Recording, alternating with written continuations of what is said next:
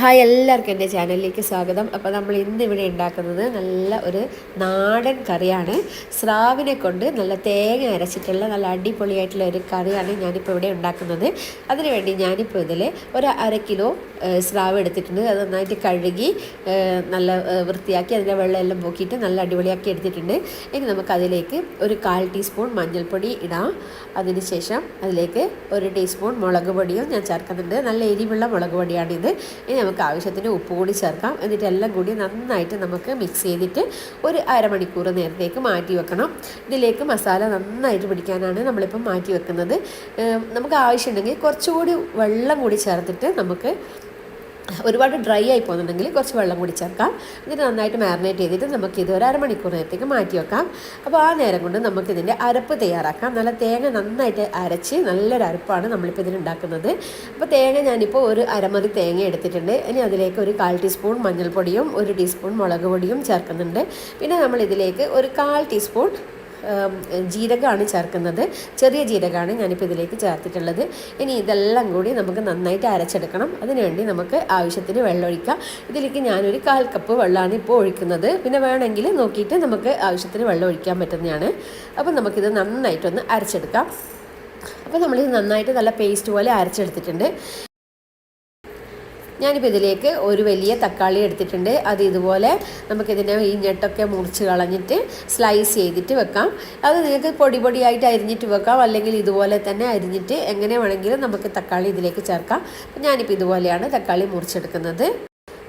ഇനി നമുക്ക് ഇതൊരു സൈഡിലേക്ക് മാറ്റി വെക്കാം. അതിനുശേഷം ഒരു 1/4 ഇഞ്ച് ഇഞ്ചി കഷ്ണം ഇതുപോലെ തോലെല്ലാം കളഞ്ഞിട്ട് ചെറുതായിട്ട് അരിഞ്ഞിട്ട് എടുത്ത് വെക്കാം.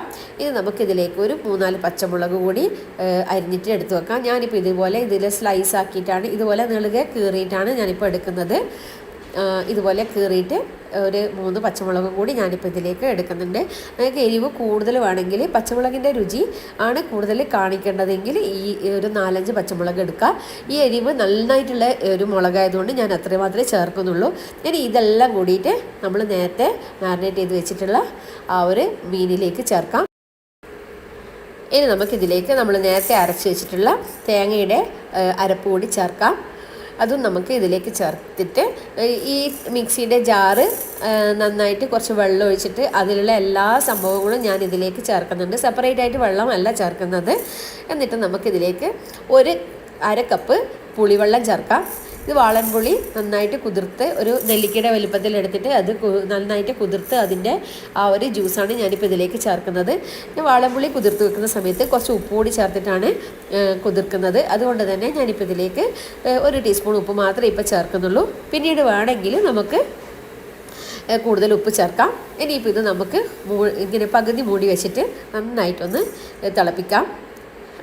നന്നായിട്ട് ഫുള്ളായിട്ട് മൂടി വെച്ച് കഴിഞ്ഞാൽ ചിലപ്പോൾ ഇത് തിളച്ച് മറിയാൻ ചാൻസ് ഉണ്ട്. അതുകൊണ്ടാണ് ഞാനിപ്പോൾ ഇത് ഒരു പകുതിയായിട്ട് മൂടി വെച്ചിട്ടുള്ളത്. ഇനി ഇത് ചെറുതായിട്ട് മീൻ കഷ്ണങ്ങളൊന്നും ഉടഞ്ഞു പോകാതിരിക്കാൻ വേണ്ടിയിട്ട് ചെറുതായിട്ട് നമ്മൾ ശ്രദ്ധിച്ചിട്ട് ഒന്ന് ഇളക്കി കൊടുക്കണം. ഇനി ഞാനിതിലേക്ക് കുറച്ച് കറിവേപ്പില ചേർക്കുന്നുണ്ട്.